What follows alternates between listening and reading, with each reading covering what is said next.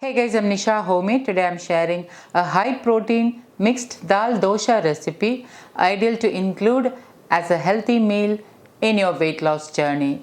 So let's get started with the recipe. Into a bowl I'm adding in half cup black chickpeas also known as kala chana, half cup green moong dal also known as green moong beans, half cup chickpeas also known as chana. Add in some water and allow this to soak for about 12 hours. I'm doing this process at 8 a.m. in the morning and I'm allowing it to soak till 8 p.m. at night. After 12 hours, I'm rinsing the soaked dals thoroughly and then I'm adding it onto a strainer and then I'm covering it with a clean, wet cotton napkin and allowing it to rest overnight or for about 12 hours. The next day morning, you can see that the moong dal has sprouted, but the white chana and black chana has not started to sprout. I'm rinsing it under running water thoroughly and then I'm covering it with the wet cotton cloth and allowing it to rest till around 8 p.m. I'll be doing this process, that is rinsing in the morning and at night between a gap of 10 to 12 hours every day, and on the third day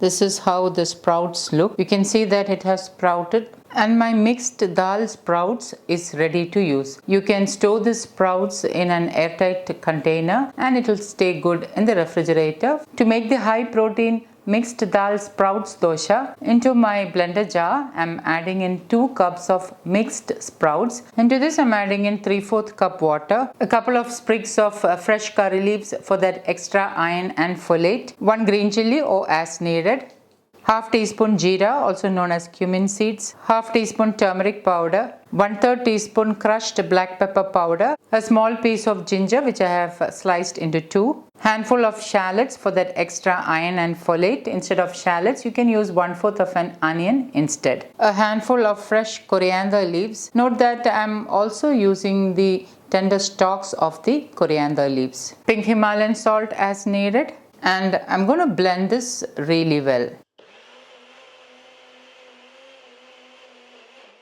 Pour the blended mixed dal dosha batter into a bowl. Into this I'm adding in 1 to 2 tablespoons of sprouted ragi flour. Ragi is also known as finger millet or nachni in Hindi, and it is completely gluten free. And I'm going to give this a good mix. You can see that the batter is of pourable consistency. It is neither too thick nor too thin. I'm heating my cast iron tawa and I'm lightly greasing it with wood pressed gingerly oil, also known as sesame oil, till oil or nallenna in Malayalam. Pour in 1 to 1.5 ladleful of the dosha batter and lightly spread it out. Drizzle in wood pressed sesame oil, or you can use A2 desi ghee instead. Cover and allow it to get cooked. A couple of minutes later, open the lid and carefully fold the dosha over and serve to a plate.